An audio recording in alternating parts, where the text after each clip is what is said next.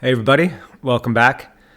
Today I would like to talk about all the other stuff that can be helpful to you for your triathlon and endurance racing career. So this is not the training, this is everything around the training, although some of it may qualify as training.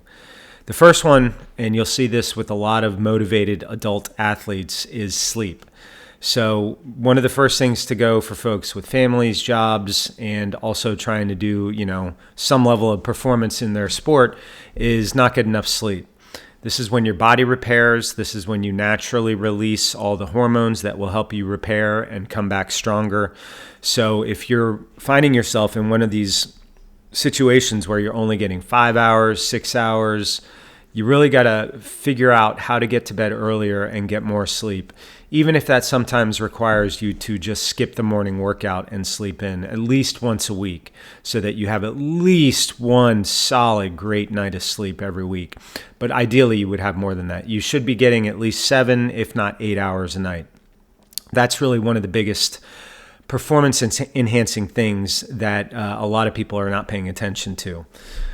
The next one is your post-workout nutrition. Again, for busy athletes, often they'll do their workout and then they run off to take care of the kids and then they're driving off to work and they forget to eat. They don't have anything.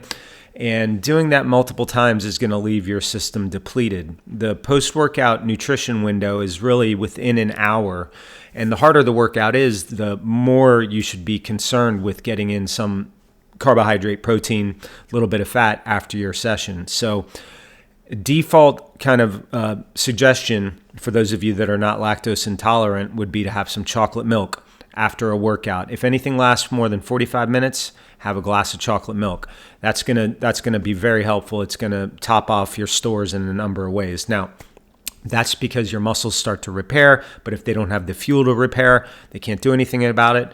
And then the same goes for your muscle glycogen, your energy stores, your carbohydrate energy stores will replenish more quickly if you fuel within 1 hour of finishing your workout. The hydration in general, sorry, I thought somebody just came home.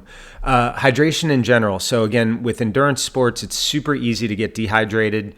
It's easy to get chronically dehydrated. And anytime you're dehydrated, it's going to impact your performance, not just at race, but like your daily workouts.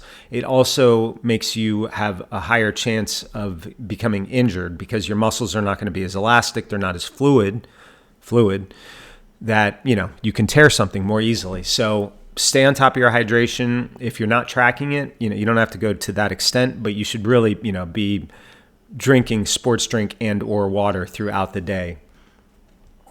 General nutrition. So this could go a little bit into body composition, but I'm not really talking on that as much as I am just general healthy eating habits. You don't have to be a saint, but you also shouldn't be getting all your meals from fast food, right? So we want to have like clean sources of protein, lean protein, healthy fats like avocados, olive oil, things like that. So try to steer away from heavily fried foods and lots of saturated fats. Again, I'm not telling you what to eat. I don't prescribe any particular diet, but in general, eating healthier is going to have a impact on your athletic life, let alone your daily nutrition, your brain health, how you feel throughout the day.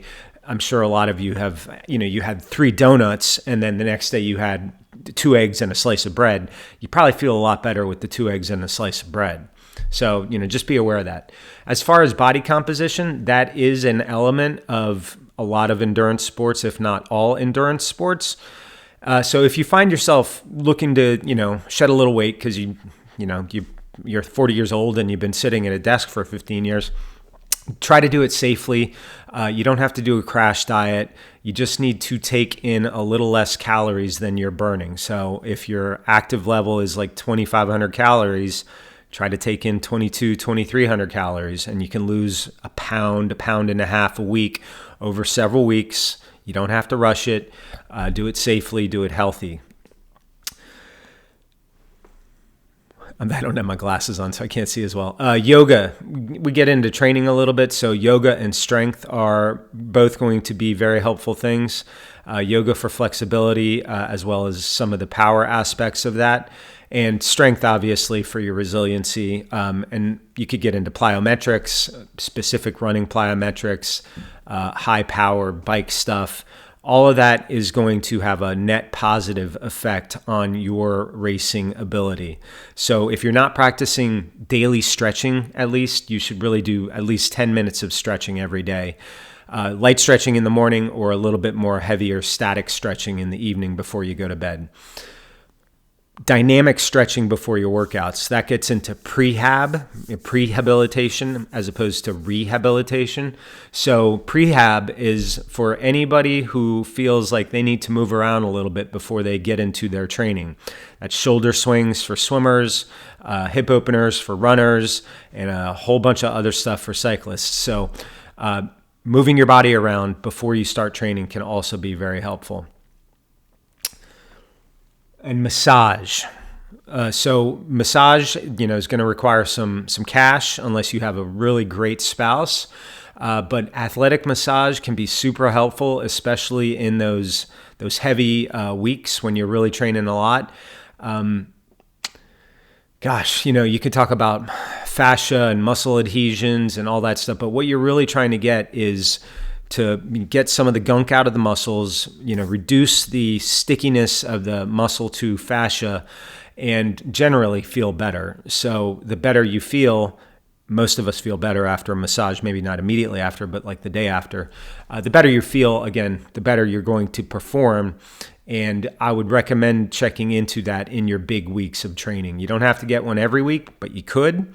But at least when you really notice the volume ramp up is the time to do that. There are certainly others that can be helpful. Reducing stress, reducing your workload, not doing things around the house right before your big race. But the ones I touched on are the main ones. So I'm Coach Marty. If you haven't seen me before, like and subscribe. I'll see you next time.